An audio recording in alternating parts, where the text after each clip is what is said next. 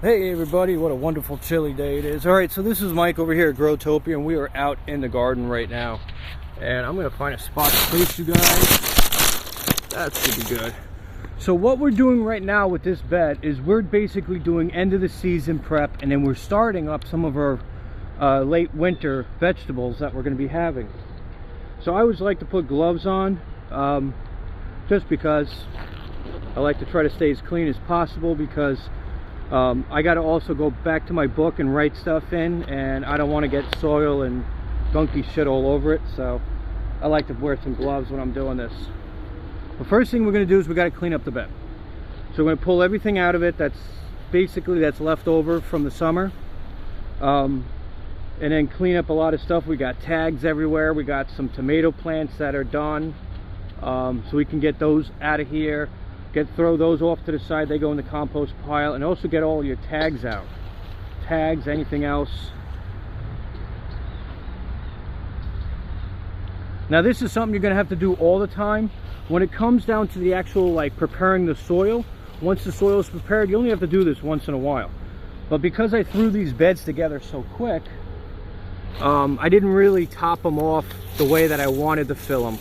So they're very shallow when it comes to all the soil and nutrients, but we're going to fix that right now.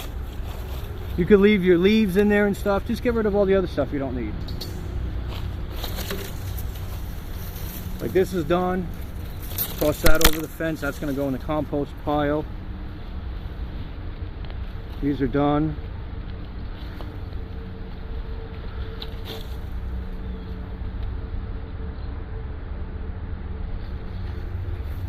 Nothing on them fruit wise.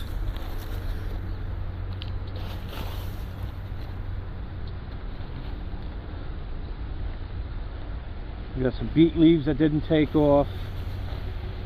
Now if you have stuff in here that's growing but there's nothing growing on it, you could just leave it in the soil, because it's going to get composted down anyway and churned up, so you don't have to worry about taking out too many of the plants. I would just say anything that's dead, get rid of. But if you've got a bunch of plants in here that didn't take off, and they're still kind of greeny, but like nothing's growing on them, and you just want to clean up the area, just leave them. Leave them, mulch them back in. Like I got these leaves here, nothing happened with them. Let's see what else we got here.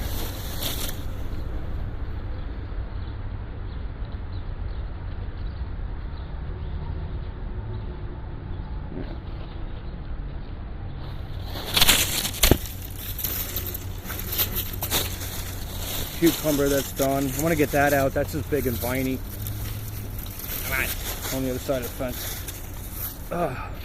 Throw it on the other side of the fence so I could throw it in the compost pile.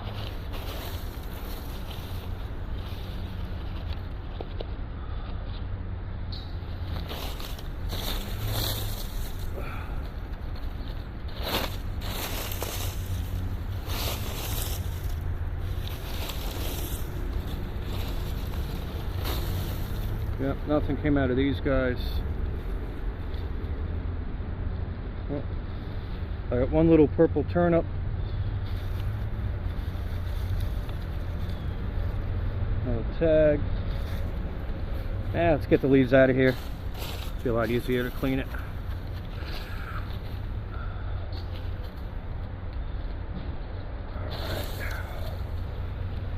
All that's going to go right back into the compost. Come right back in here next year.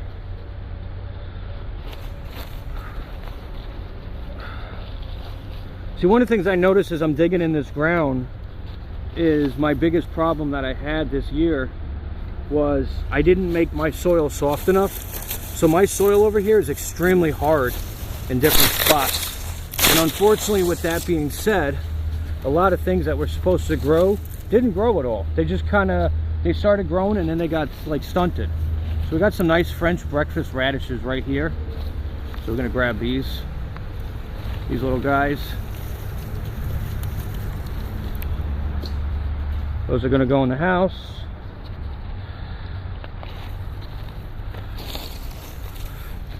Some more. They kind of did good over here because it was a soft section and they were able to grow. But other than that, they didn't do too well. I think they would have been better if this area was really soft. All right. Got some bones in my bed as well. Oh yeah. Another little pea pot, another bag that didn't take off. I'm just gonna break that open now. Sprinkle that in there. Got some other shit we gotta get rid of too.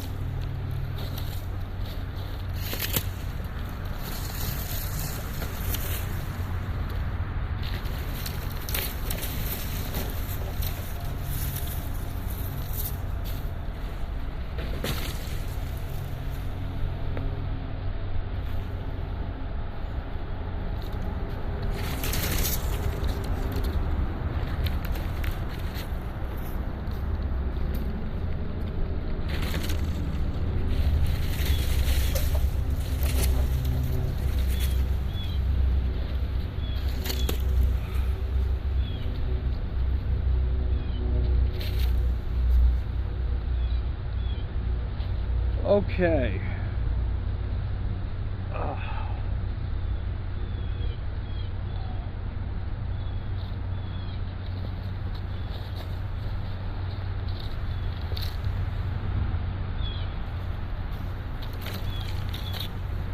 I guess it wants to stay in the bed.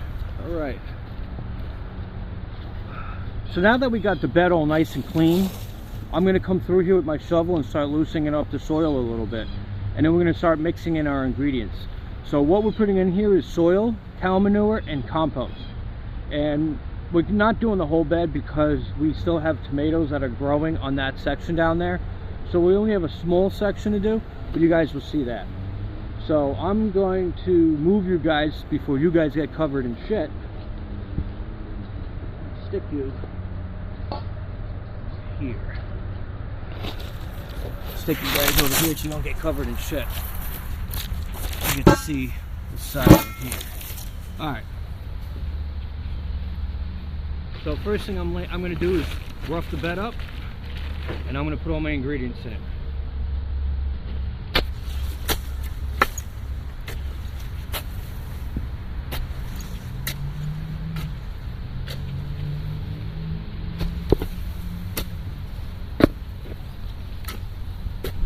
So you can tell the bed is like really hard. It should be super soft, but it's not. And that's where a lot of problems come from. It's soft in some spots, but not in others.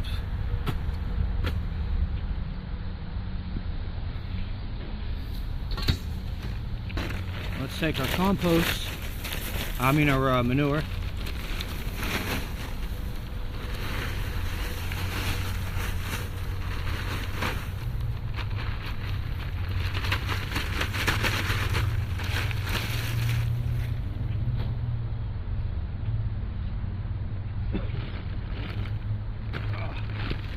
Nice bag of soil.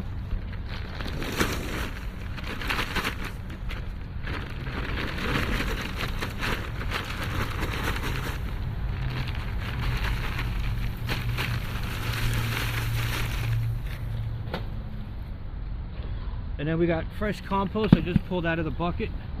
It's all nice and rendered down. These are leaves, food, byproducts, other stuff, bones, miscellaneous stuff from the kitchen. That smells fresh. Fresh compost. Now I'm going to turn it, mix it all together, put it where it needs to go.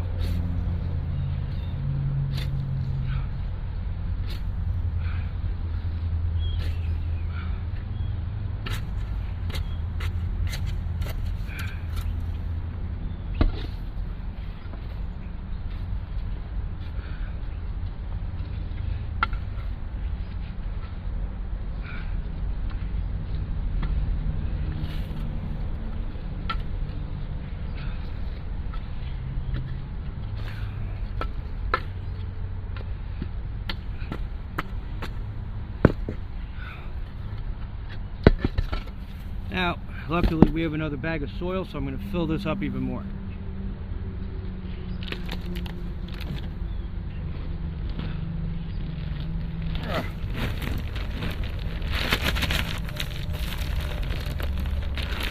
What the hell?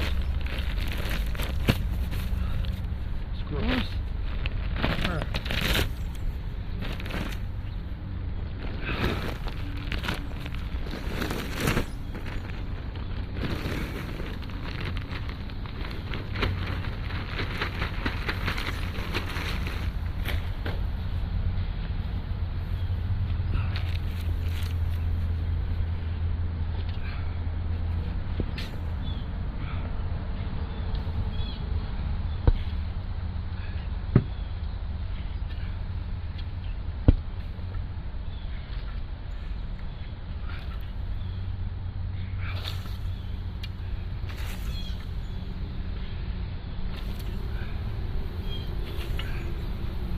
All right, looks so much better.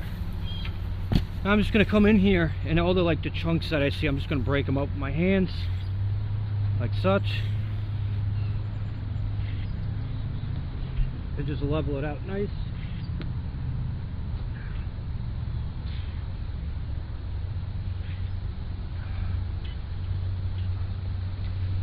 All right.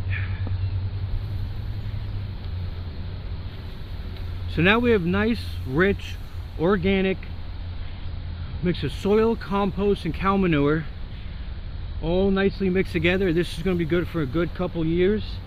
Obviously, I'll go to top dress it every year with some compost, mix it in, and just about around this time, November, December, is when you want to do this. Or basically, once your planting beds are empty, this is when you want to do it. So it takes a little bit of time. This bed is a really big bed. This bed is actually 4 feet by 24 feet, and we're about maybe halfway through it. So I'm sorry, this is the 12-foot bed, not the 24-foot bed. This is the 12-foot bed, right? Yeah, this is the 12-foot by 4-foot bed, so we're about almost halfway through.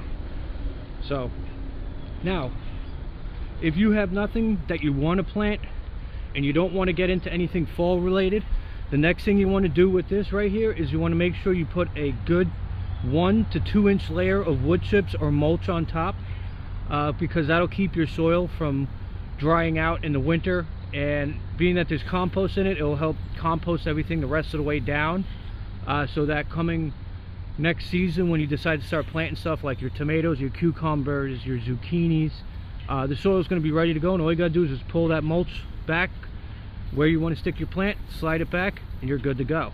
So let's get to what we got planting that we're putting in this bed, and then we're going to dust it over with some wood chips. So the first thing we got on our list, as I reposition myself, there we go. Get these gloves off. I swear the gloves are making me hotter. It's cold. I'm like, half of my body's cold, the other half is like sweating to death right now.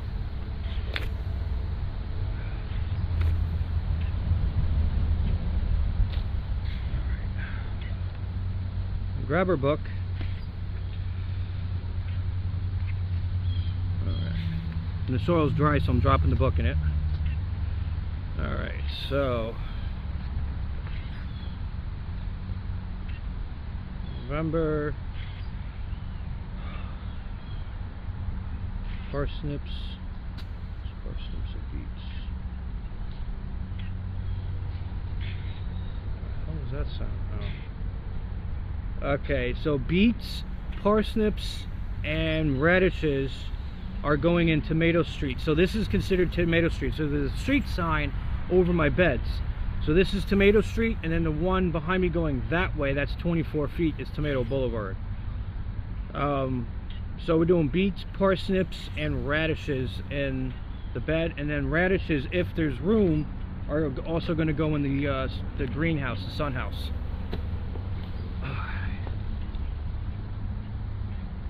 So beets, parsnips, and radishes. So first thing we're going to start off with is just the way that it is listed in the book, just so it's easy to keep track of. Is we're going to start off with our beets. Now our beets that we're going to be running is our bull's blood beets.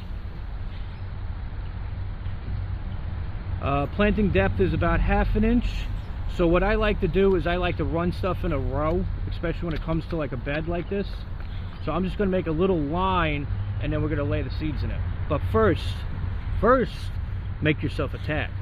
So grab myself my handy dandy pen for marking on plastic tags. Let's see if I can find a tag with nothing written on it. There we go. So I'll take my tag and I'm going to write down beets on it.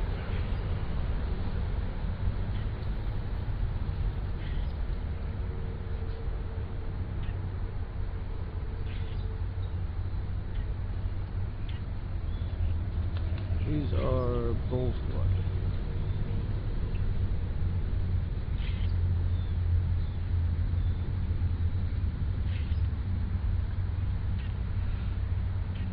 So my tag says beets, it says bull's blood on it. So this is going to tell me that the row of plants that are in front of this tag are beets, and there's bull's blood beets. So I'm going to put them over here. I want to make sure there's enough spacing amongst all the plants.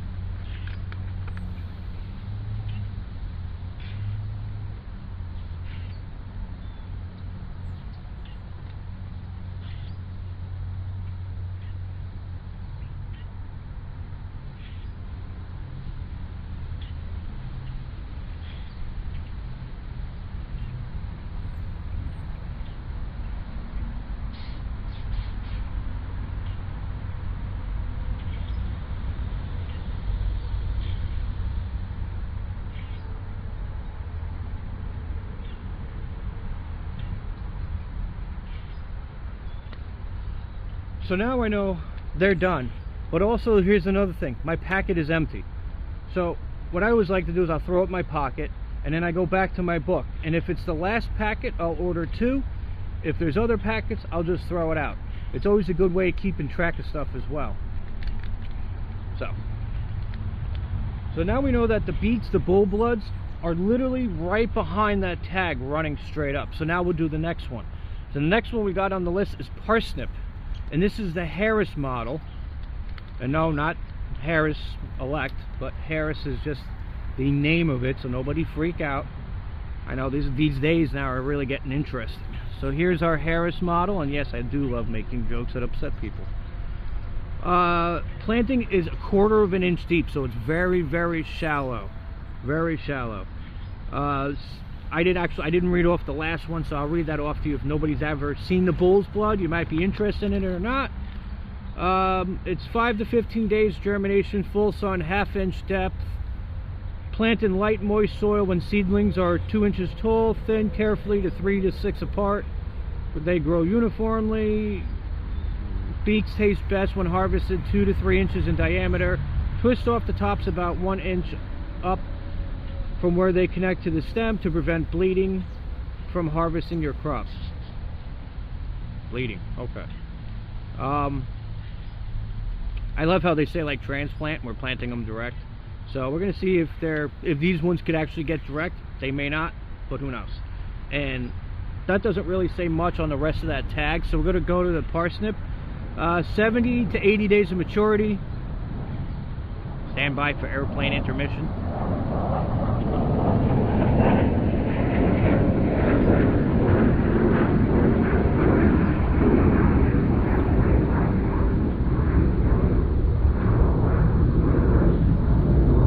Okay. Germination is 10 to 30 days, direct sow, full sun. Although they mature in 100 days, you can leave them in the ground until a good hard frost occurs. Parsnips tend to taste a bit better when harvested after a frost. So the way that we're going to get away with a lot of these plants that we're planting is by putting mulch on top. It's going to keep the soil warmer and it's going to retain moisture a lot longer. So let's grab our tag and do the same as before. Maybe. Now how do I log this in the book? On how many plants? Well, when they're direct sowed in this type of a way, all I list is where they got direct sowed, on what bed, in what section of that bed, in that area, and I just write it down as in a row, in a row, in a row, in a group, in a cluster, the way that I keep track of it the best. So we're going to write parsnip and Harris model.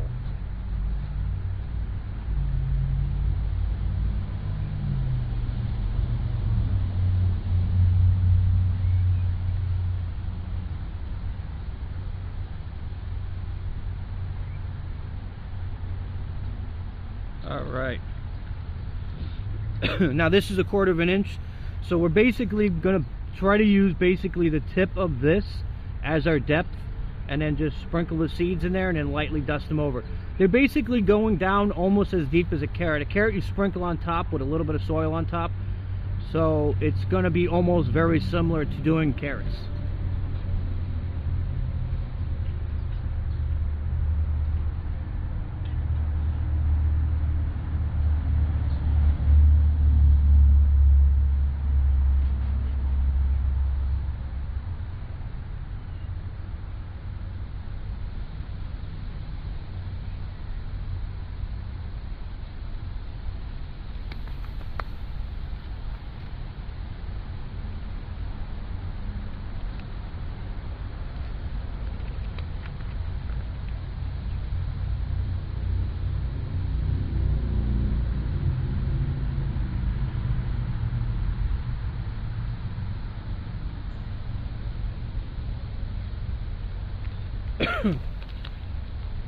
Parsnippity. That's a lot of seeds.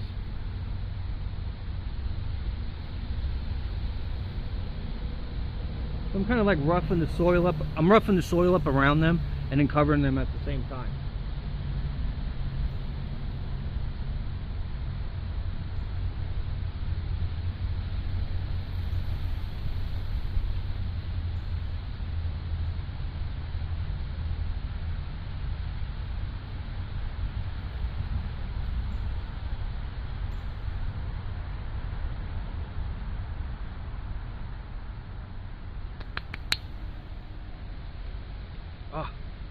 Okay. Got a wood chip getting into a weird spot in my body where it doesn't belong. Alright, so the next two that we got on our list is two different type of beets. Oh, sorry, radishes. My brain died. I have the Champion radish and I have the German Giant radish. Now the German Giant I never grew and the Champion I never grew. So this is going to be a first for both of them. So I'm excited as well.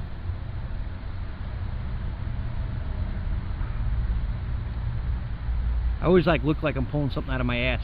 I got tags in the lower pocket of my pants. It's like by my ankle. I don't know why I stuck them there. It sounded like a good idea when I was in the nursery. Oh, all right.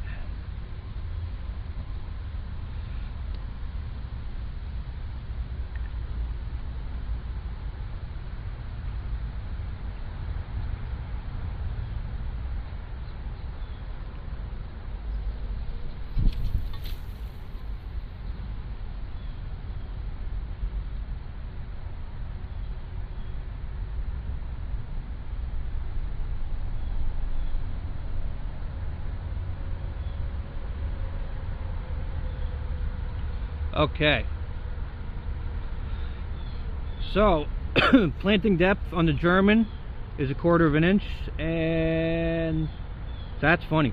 So the German Giant planting depth is 1/4 of an inch, but the Champion is 1/2 an inch.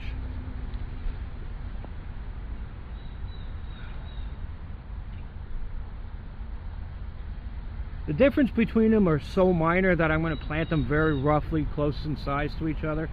Now I'm guessing the German Giant, it says 5 to 10 days, spacing 1 inch, rows 12 to 18 inches.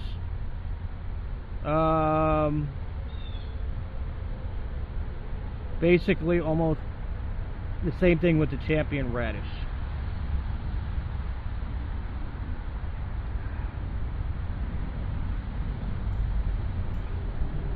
I guess I got a bone to pick with myself here.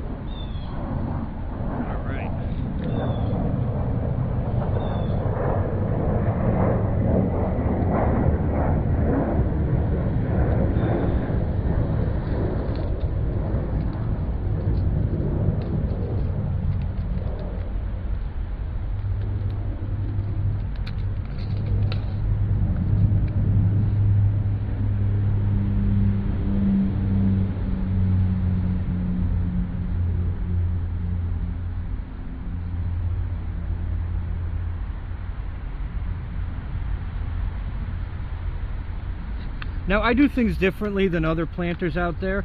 A lot of people like doing the pruning off, the snipping off, the removing of something that's growing. I don't like that. As you saw with the French breakfasts, they were all on top of each other, and yeah, I kind of harvest them a little bit earlier than they wanted or they needed, but I want to clear the bed out. I'm tired of waiting for something. These beds have to be up to code, up to my code, so that I can constantly grow stuff throughout the years and not have to go back in every year and, oh, I forgot to do this bed because I had radishes that sat in there for 1.5 years and did nothing. So everything is getting, if it's, you know, all the tomato plants, I'm just waiting on them right now, and then they're getting all ripped up. I got 2 small beds behind me that I'm going to do today, but I'm not going to film that because you guys don't need to see that. You saw how this gets done. It's really simple and easy. So I'm not going to bore you people with that. I'm just going to bore you with this instead. My 30-hour videos here. I got tomatoes I got to harvest. So if you have tomatoes and stuff, I know I mentioned it before, that might have fallen off and they look like the bugs have gotten into them. You could take them out and throw them in your compost pile, or you could just leave them in the bed. It doesn't really matter. I do both, but since I started where I want to clean the beds out and stuff, I like throwing them in the compost pile. It was actually funny, when I opened the bucket, there was a bunch of tomato seeds that I had sprouted, and I had a bunch of little tiny tomato plants. So I guarantee you that there's going to be tomato plants growing in here once this stuff starts taking off.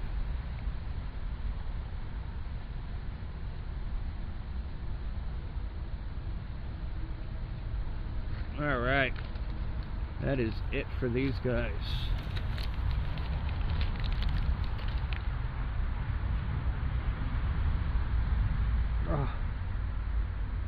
Like, why do I get soil on my hat?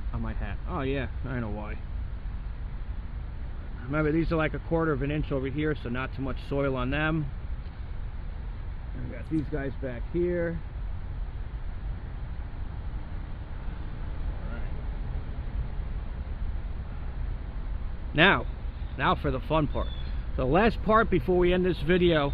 Of course, yes, I got to update the stuff in the book, so I'm going to do that on my own. I'm not going to bore you guys with that. But the last thing you want to make sure you do, and no, it's not just watering, it's also mulching. There's my mulch.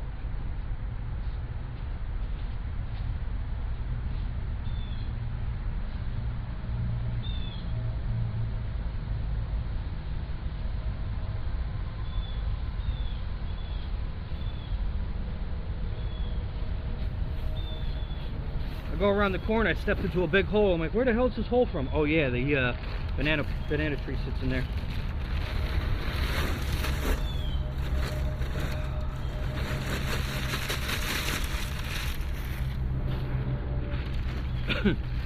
This is cedar mulch, non-treated, no pesticides, no coloring, just boring cedar mulch. Expensive fucker though. Still got some bags left. Oh, now I'm stepping in the bed. I don't want to step in the bed, especially right where a plant's going to be growing. Like, hey, they went down way more than 1/4. All right. Ooh, that's a lot of mulch. Oh, a little bit more than I really needed, but it's all right. Spread it out nice and even.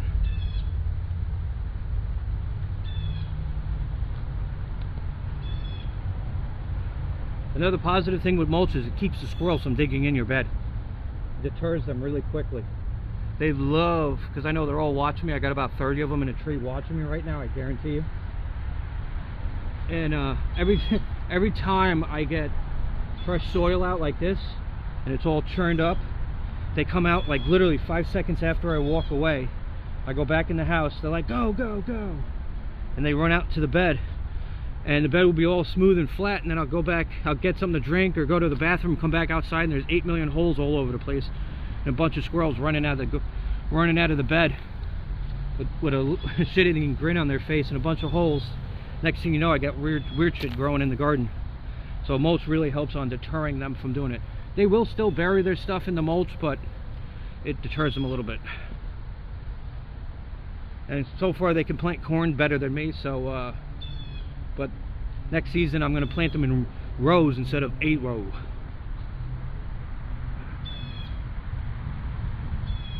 I got blue jay that's stalking me now. Wondering where the peanuts went. So I'm trying to keep it light above where these plants are going to be growing. And this stuff is really nice and moist. The soil was still a little moist, so I'm not going to worry about watering right now. The next watering for this section is Monday, so. And it looks like we might be getting some rain throughout the week, so that's good as well.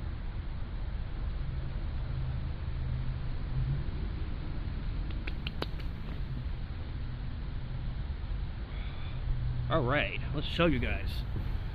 So this is what we have come up with. Looks pretty good, doesn't it? And that's what we have now. Once all of this is done, then this will be all uniform all the way down. And then the same thing with what's growing on here.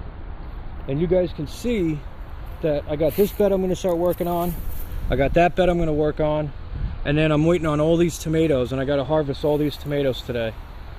What a catastrophe, right? Whew. Now I also got my thermometer, my soil temp thermometer. This is really good to have if you're trying to figure out when to plant your stuff.